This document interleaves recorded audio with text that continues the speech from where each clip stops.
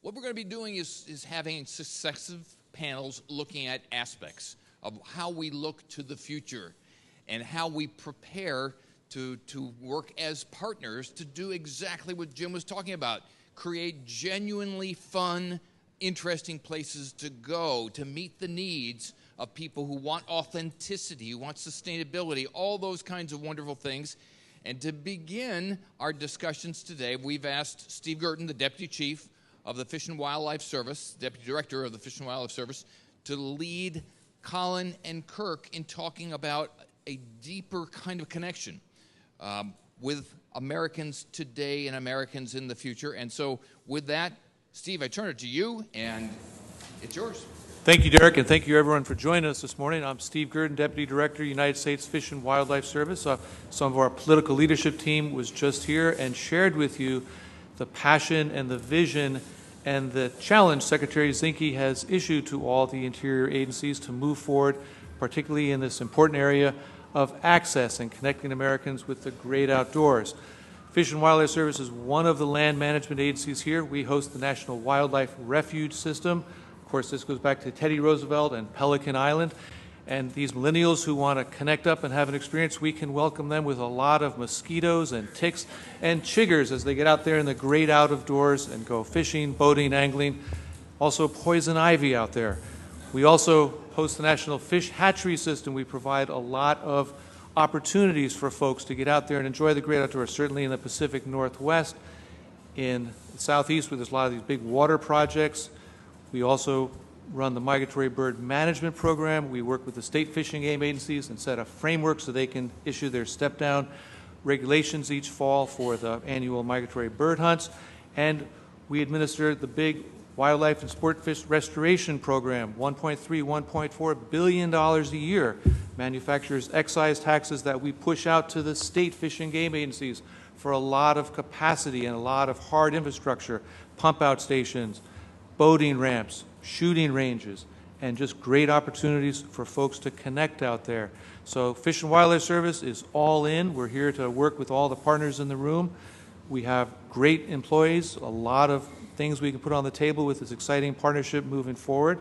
It's now my honor to introduce two leaders in the field of outdoor recreation. Both will share with you their unique perspective.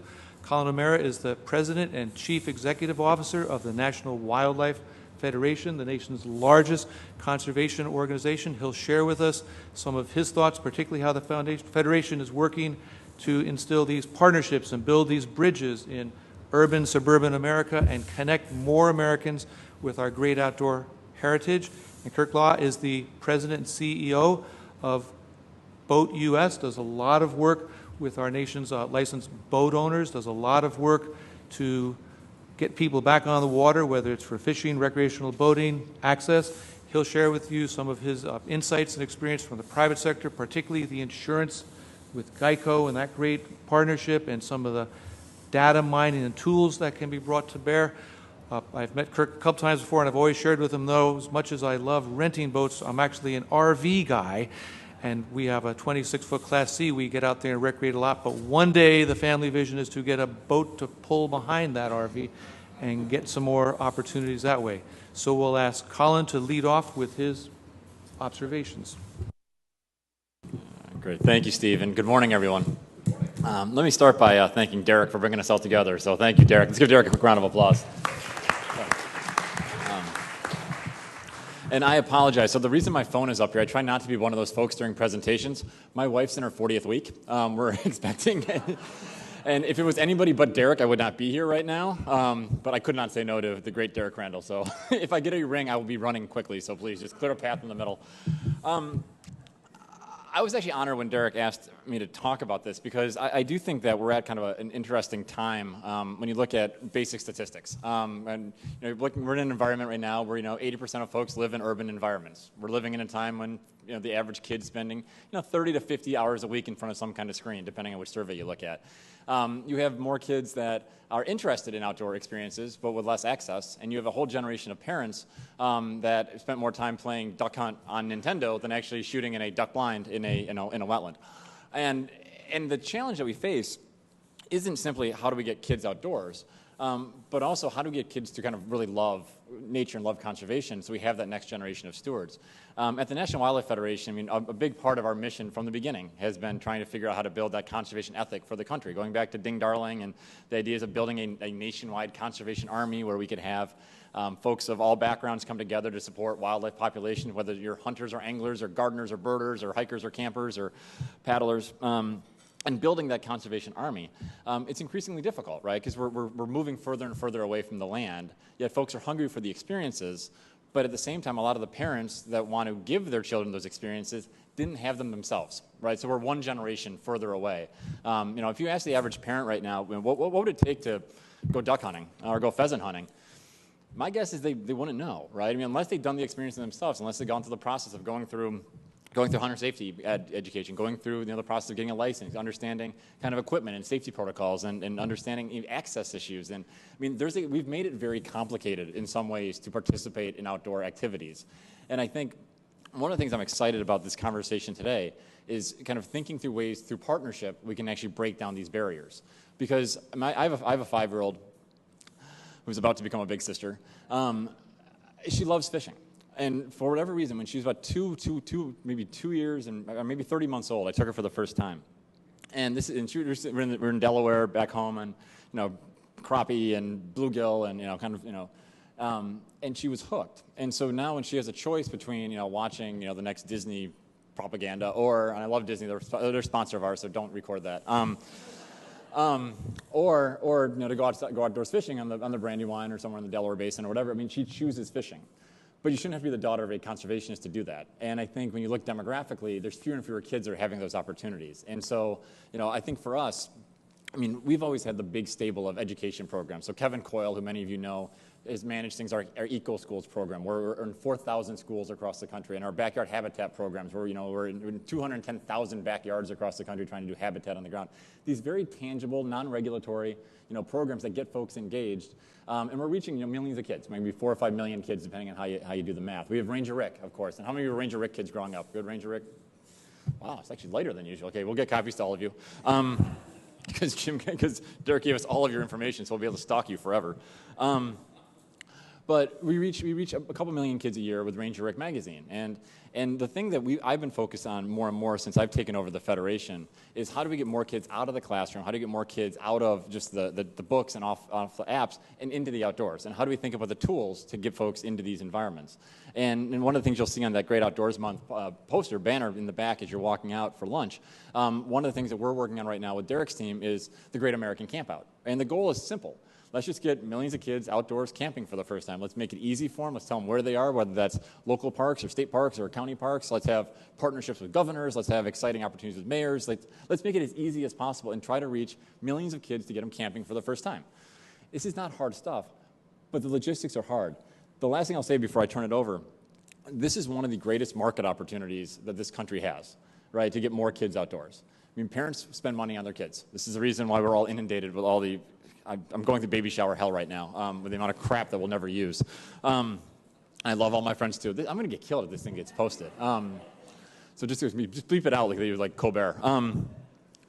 But folks get excited, and I think this room is fairly white, and they're the fastest growing kind of part of our membership right now is Latinos, by far, folks that want to be outdoors. We're doing more and more work in urban environments with African-American communities, African-American leaders. We got to make sure we're thinking not just about the suburban white kids, because most of those kids are going to get to the places we care about on their own. Their parents have the resources, things like that. I mean, you look at the statistics from the last presentation, folks of means take these trips. There's a lot of folks that don't have those opportunities. Huge market opportunities, though. And so I would encourage any of you that are interested in working with the National Wildlife Federation or our 50 state affiliates to do programming on the ground, to get more kids outdoors. I am all ears. It is all about partnerships right now. This isn't a problem government can solve. It's going to take each of us doing our own little parts. But if we do these things well, we can actually not only get millions of kids outdoors to have them healthier and smarter and better, kind of building their leadership skills and their care and their kind of their interpersonal abilities. But we're also going to create a conservation army that can actually rise up to the challenges we're facing. And I'll leave you with one last thought. Right now, about 1/3 of all the wildlife species in our country are in trouble.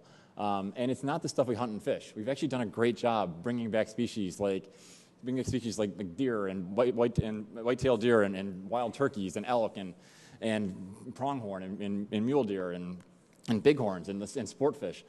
It's everything else. And it's the stuff that we haven't traditionally funded because they're not really eligible kind of technically for some of the excise taxes that sportsmen like myself pay for a lot of these things. We need to build a conservation army to actually make sure that the species that we all cared about growing up, the amphibians, the bivalves, the pollinators, the things that create that rich diversity of wildlife have a future.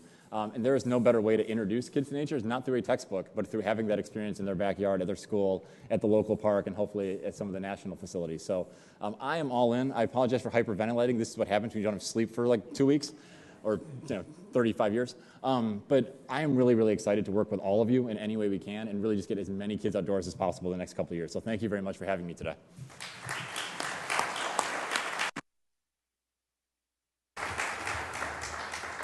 Thank you, Collin, particularly raising issues like pollinators, monarch butterfly, and all the work going on, the public-private partnership with all the agencies pulling together. Great opportunity to get urban and suburban Americans connected with nature. They're better chance of seeing that than they do a wolf or grizzly bear in the wild.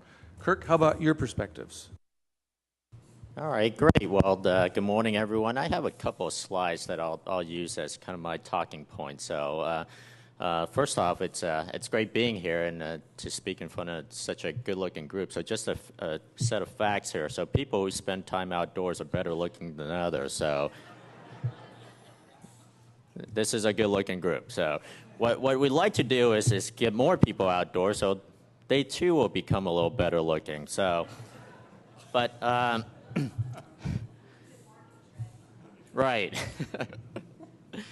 Just a little bit about myself here. So the acting deputy secretary made a statement that resounded to me. He said, we're all very fortunate to live here in the United States, and I can clearly attest to that. I was not born here in the United States, but I was very fortunate at the age of 4 to make it here to this great country. But not only did I make it to this great country, I landed in Salem, Oregon. So I ended up growing up in a beautiful state with lots of natural resources. And so I spent a lot of my time in the great outdoors. Now, today, obviously, we're a little bit changing demographics here. And I can't seem to get my clicker to work. Where am I pointing? Oh, right there. Okay, great. So I grew up from a career-wise working for Berkshire, specifically on the Geico side. So in the Berkshire world, we are very vested into the great outdoors. We have many companies that deal with outdoor products. We also insure a lot of outdoor products. So we love people who buy RVs, motorcycles, boats, and spend time outdoors. And here at BoatU.S, we are the nation's largest association for boat owners. We're also the nation's largest on-the-water towing, and we're also the 3rd largest insurer of boats. And there are many other things that we do to make sure we take care of our constituents. But if you look at this map here, you'll notice that there are lots of land and waterways that are owned by the federal government. And we have a very unique system of managing it, which is fantastic. But I think all of us here have a shared values and shared goals and making sure that we manage and market the parks and recreation area as well, and that we can use technology to attract more patrons. As the acting deputy secretary mentioned, we want this land and waterways to be for the people and not closed off to the people. We also want to market to a more diverse population, as Collin just mentioned, because our demographics is quickly changing. And we think the partnerships between public and private entities will really help. I love this picture, right? You got a group of millennials sharing some ginger ale here. And what you don't see is they're not talking because they grew up with technology, and when they congregate, they spend more time on their smartphones. So, which is fine, but as we all know, this can be a challenging group to get to the great outdoors. So what we now need to do is figure out how do we be more creative to get these folks outdoors. And it's not just the millennials, but as Jim earlier mentioned, the centennials, so our younger generation. So we have in the United States this vast beauty, and many of our population that are becoming more urban and more technology driven are missing out on being in the great outdoors and all the benefits. So how do we reach these people? Well, we also know we're now in the world of big data and lots of data. And how do we best utilize data to create more innovative solutions and to reach more constituents and get more people outdoors? So we think public and private partnerships can really help here. In the private sector, there are lots of data out there that we can work with the public sector. In addition, by working together, we can create more programs that can meet the needs of consumers out there who want to be in the great outdoors. For example, I have a picture here of one of our towboats. So as I mentioned earlier, today we are the nation's largest on-the-water towing. So if you want to be out on the water, you want to make sure you're safe. I know when I'm out on the water and I'm with my family, I want to make sure if something happens, I can make it back to the shores. Our program started back in the 80s when the Coast Guard stopped offering tows for recreational boaters and non-emergency tows. We saw that there was a need that needed to be met. Consumers, boaters out there did not want to be stranded. So we built our BoatU.S program, which today is the nation's largest fleet. Now, by doing so, we can ensure the safety of boaters out there who can enjoy the waterways while the federal government can focus on other important items. What do you get some of this big data? Again, there are a number of private entities out there who are willing to share. I have here listed just the NMMA. They have a lot of data on boating, but there are many other groups, whether it's the MIC for motorcycles, the KOA for campgrounds. So there are lots of private entities out there with lots of great data that's willing to share, working with the public sector so that we can all create programs that can meet the solutions for consumers. But reaching people means there needs to be more collaboration. And it's not just me and you in this room, but it also means the consumers out there. Today, our consumers don't just want to get out there and do something. They also have a voice, and they have a great voice, and they have a lot of creative ideas. And if we can somehow garner those ideas and put them to work, we can create even better solutions and get more people into the great outdoors. I think this has already been mentioned a number of times, but when you want to reach people, we got to give them access. We got to give them access. Oh, by the way, have I mentioned we got to give them access?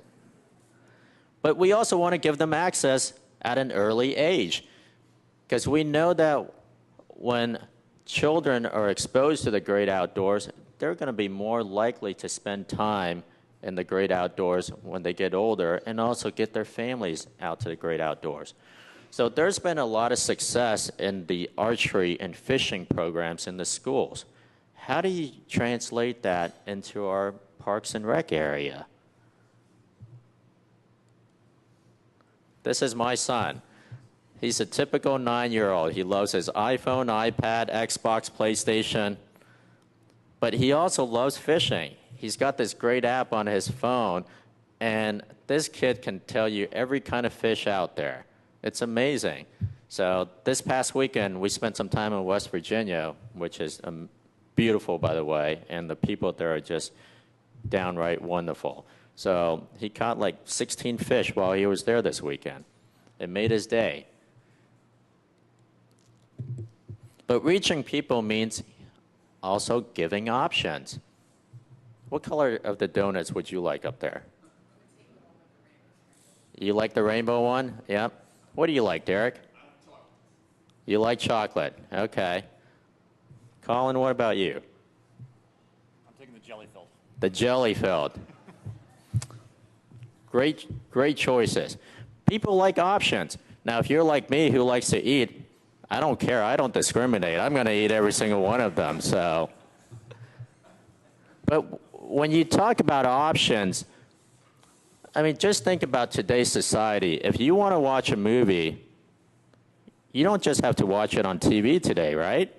You can watch it on your phone. You can watch it on your iPad. You can watch it on your computer. Oh, by the way, if you want to get it through a DVD or you want to stream it on Netflix, Hulu, YouTube, there are so many options out there. And today, our consumers have lots of options for everything, including whether or not they're going to spend time in the great outdoors. And if we make it too difficult for them to spend time in the great outdoors, they're going to find another option that they're going to go with. So how do we make it very easy for consumers out there to find information about being in the great outdoors so that they can, you know, decide whether it's worth their time, worth their value in doing so? But I bet you if we do this right and we build in the tools using technology to give them all the information they need and give them plenty of options, they're going to find that the great outdoor may be the option that they're going to go with. But if you're going to reach people using technology, you got to provide the right content and authentic content. So in your specific site, do you have information that's going to attract people? Tell them the story that this is where they want to be. This is where they want to go to. This is where they can see themselves having a fantastic time. I put up there the campaign Vamos a Pescar, or TakeMeFishing.org. This is a campaign that reaches out to the Hispanic population to get them outdoors and get them fishing. And they have some great content on their site. Check it out. This is another site that I was introduced to, and we're lucky to actually have the founder who started this site, husband and wife team. So Mark, stand up, and I don't want to embarrass you, but I am going to. So just wave to the crowd here. So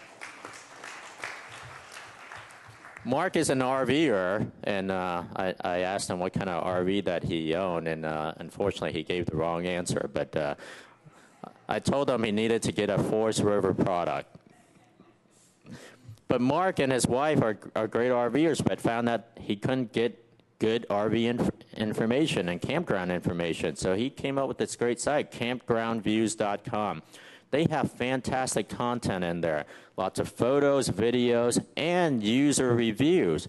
So it engages those who go to his site, and it gets people excited about going camping and RVing.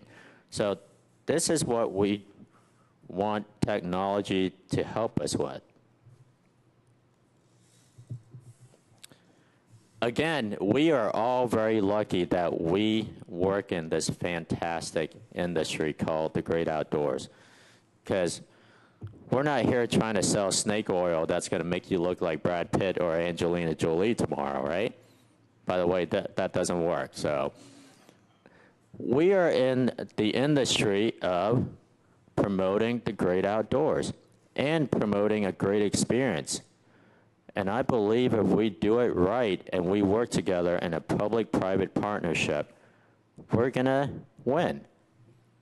And we're going to make it fun for a lot of folks. And as I mentioned earlier, everybody's going to become a lot more good-looking because they're going to spend more time outdoors. So I hope you all will help me and all of us here to roll out the welcome mat.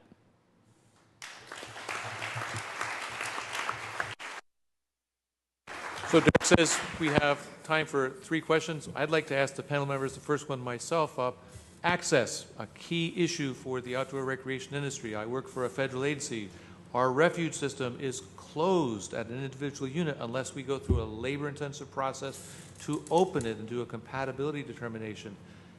By contrast, the public lands managed by the BLM are generally open to access without having to go through all these hurdles. How does the visiting public, whether they're American or foreign travelers coming in, faced with this labyrinth of rules, regulations, permits? I can't get on the core water project, but I can go on the park, I can't get in the refuge to go fishing, but I can go shooting on the BLM lands, and don't even start on the state or county regulations. How can the government partnership do a better job giving this access, a better modern approach?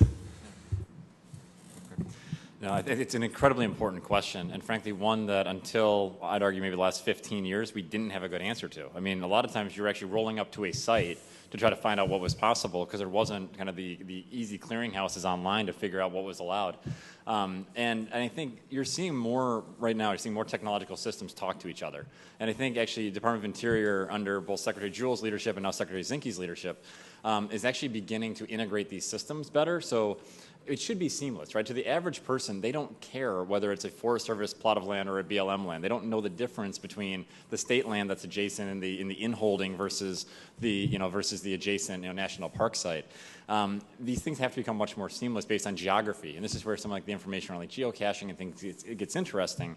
There are so many opportunities to have that information available at somebody's hand, and you're seeing a lot of these. We saw the RV website, and there's a lot of these trail sites that are popping up all across the country. There's these kind of TripAdvisor type sites that are popping up across.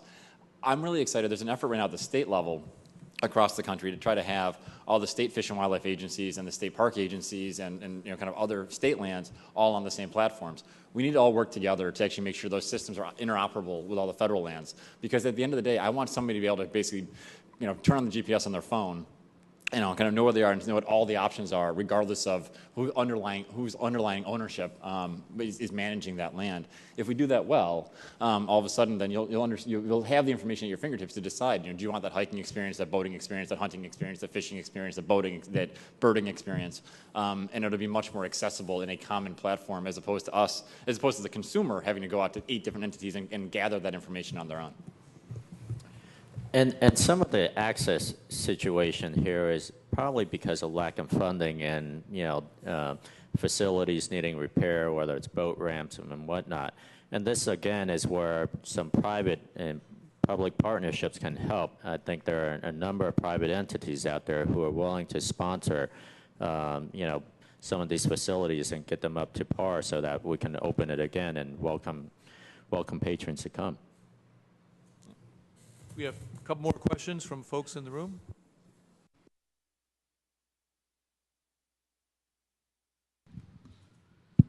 There we go. So you guys all mentioned the availability of data and information as being really important to doing, all of the above. So data isn't sexy, right? And in order to get the data that you are talking about and that we would need for integrated systems, you need resources. So how do we get resources for something that really isn't sexy? And your average voter isn't going to write their congressman and be like, I want more government data. So how do we achieve that in a unified way? Now, as I mentioned in my slides, I think there are a number of companies out there that already have a lot of data and are doing a lot of data mining today, including my organization.